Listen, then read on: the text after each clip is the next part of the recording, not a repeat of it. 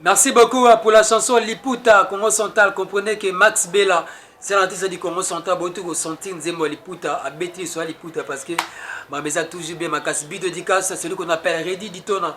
Depuis quelque part, bide dédicace à toi, Karim Ditona, José Ditona. Je salue aussi Fabrice Ntakou depuis So, bide dédicace à toi aussi. Et sans oublier, il va bien en cahier, c'est Mantietsou. En tout cas, je te salue. Mesdames et messieurs, aujourd'hui, Aramé Vibration reçoit les artistes du Congo Central. Bon, se présenter bango à la plateau, bon, on peut ça coupe na bango parce que ça artiste à Congo Central. Parce que vous voulez toujours bien ma casse. En tout cas, bonjour, bonjour. Plaisir à toi de venir dans cette émission. En tout cas, bon, et puis comment groupe avec vous? Sondar, comment vous précisez Sondar, ça pense mal. Sondar. En tout cas, vous se présenter comment à Congo Central, bah comment ça la bien ma casse. Moi, c'est Freezer Flow. Freezer Flow. Depuis un président côté peut être un artiste, tu vas comment ça la bien. Voilà. Moi, comme mon artiste love jamaïcain. Ok, mesdames et messieurs, comprenez que sur les artistes du Congo Central, les zones d'art, on est tout bête à sur la banque, au bail sur la carte émission RM et vibration. Alors, ma soeur, les années, le tout le monde est la carte RM et vibration. Congo Central, bah, le groupe, et ça fait dans combien de temps déjà groupe? Ils ont développé déjà la carte Congo Central. Congo Central, les zones d'Armani, et Banda de Chimasura, Dakala. Masura, les zones d'Armani, Banda Dakala. Tout le monde chaque carte, il faut les malais, Angola, Nzambi. Mais, message clé, Nabiso et Lisa. Tout ce bien parfois Nabiso va se préparer parce que Toye Makasi, Nzem ne sait si que Bima, Baza, Toye Baba, tout le monde va brancher. D'ici là, tout le monde lancé clip Nabiso. Si c'est que dans mon tout ça la vidéo, tout l'enseigné Nabiso Mamoyo. Alors, Zonda, le tout le monde qui est là, voilà, dans ta studio, Nzem aussi là déjà. Nzem aussi là qui déjà, il y a tout ça la sortie officielle, là, il clip Mamoyo. Alors, tout le monde qui est là, voilà, dans ta studio, Nzem aussi déjà, titre Nzem aussi, il y a la consultation là-haut. Voilà, Zonda, Calamité, Babo, quelque chose. Bon, titre Nzem mon ambition de bétail donc Kosaleka. Kosaleka. Alors Nzem, vous le béni par rapport à Nzem, on a Kosaleka, ça veut dire quoi?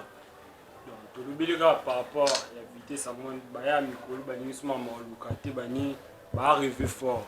Donc, na vie qu'on rêve, de so rêver ba là il ba kosi ba leke donc il faut avoir toujours à la page. Donc, ce boulot ya on rebuka na te sala boulot.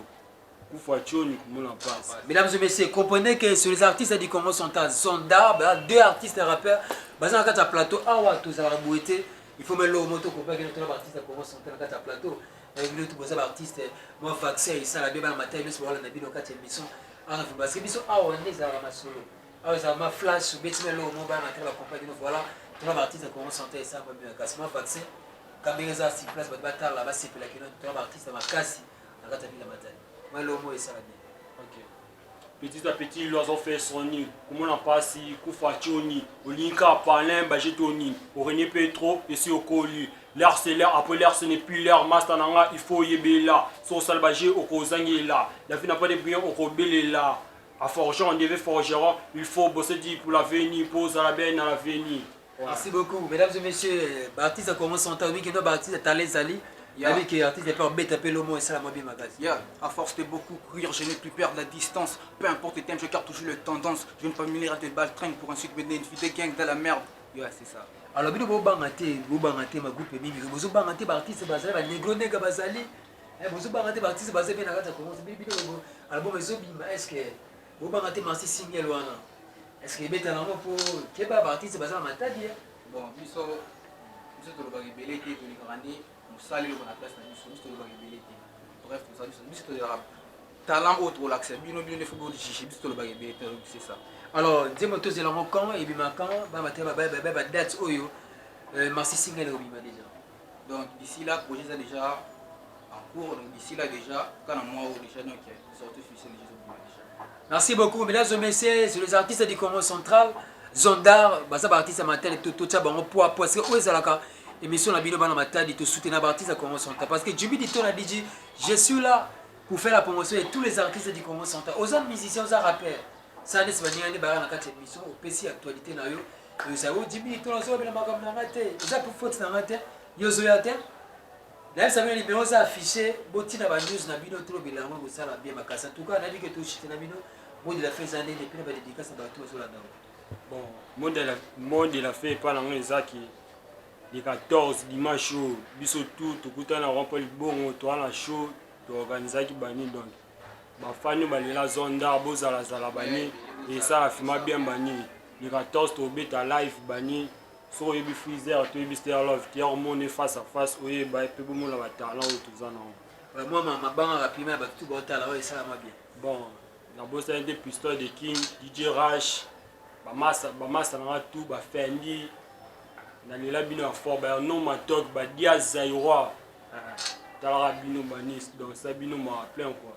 Merci beaucoup en tout cas moi mot de la fin ezandeni nini nga nabosani te fe nanga Mac 13 nabosani te DJ oyo tosala biso po tozala oyo tozala lelo DJ Rush nabosani te mon vieux Pistol de King coach oyo tocoache biso tozala oyo tozala lelo nabosani te les grands danseurs ya Congo Central Capo Congo Central akangi kwantiko na mamba danse donc c'est ça on a Capo et bien ça Capo aya pour la confirmer na kati émission en information transmission Capo aya pour la démonstration tout le monde bon bon ni en information ndeni bolé na kati émission bon ni émission ndeni ouais émission qui très bien merci l'émission qui très bien makasi to sepeli ndingo ya bibiso très bien to sepeli bien makasi to komia basango pour tout le monde bisika to okende. Merci beaucoup le 14 février ngamo Jimmy Lito na DJ na ozala na kati ya concert na la zone d'art de barobeta bana komoso tanga kita na siège so bo bisa Jimmy Lito na ya na concert na oya wana na ba Christophe Vamuto kita biso no so ba shiki kela totala ndule nde ozala tobeta tout en tout cas numéro contact pour bazwa bino parfois ba biso benga bino pour na ya bobeta ba show na bango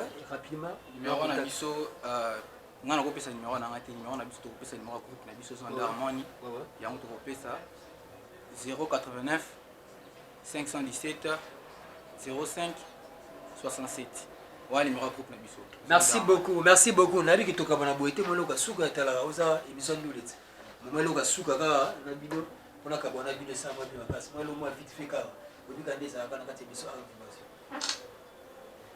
OK so ko luki on mona combien de fois je m'échauffe nga ça ba parti tout yebi bien nga ba bien Ster Love jamais que je suis dans mon BD je fume des bédo OK Dès qu'on va y avoir ça complexe na vie basangela balande fait le game préféré pour où là si tu veux manger d'un fait très fraîche dans la forêt ils font d'apprendre à chasser négro à force de beaucoup courir je n'ai plus perdre la distance peu importe le thème je garde toujours le tendance je veux pas mini life de ball train pour ensuite mener une vie de gang dans la merde ya c'est plusieurs fois. Merci beaucoup mesdames et messieurs c'est tous les artistes du Congo sont à Zonda nabi ke bozama ta bo comporte bon le 14 février bana concert na Trabeka mesdames et messieurs bo na kata libongo na rappel libongo. Hein, les 14 février, on a rappelé les bons qui étaient belés pour avoir artiste de toujours bien ma casse. Chris Benz avait déjà lancé sa nouvelle chanson intitulée Kito, vous avez déjà la trace Kito, vous avez déjà. Hein, mais toujours bien ma casse. Nous allons entendre la régie va nous balancer une chanson et nous allons se retrouver juste après souffler cet élément avec Achille Kekela. Squad.